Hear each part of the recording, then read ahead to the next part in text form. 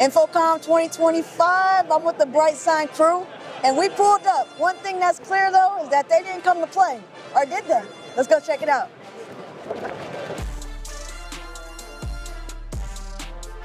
The reality is in the AV world, AI, there's a lot of people talking about, not people really using it. So what we've done is our players, we started with the Series 5. All of our Series 5 players were built with NPUs, or AI processors built into them. Okay. All of these models, and models are basically little AI programs that allow you to do different things. So what we're showing already is we've got the NPU stuff working on our platform, and what it allows you to do is with clearly trivial effort, you can have this running. And all of a sudden you could use brightAuthor, get the data, like how many people are looking at the screen, how many people are come by. So you can do people counting, gaze detection out of the box.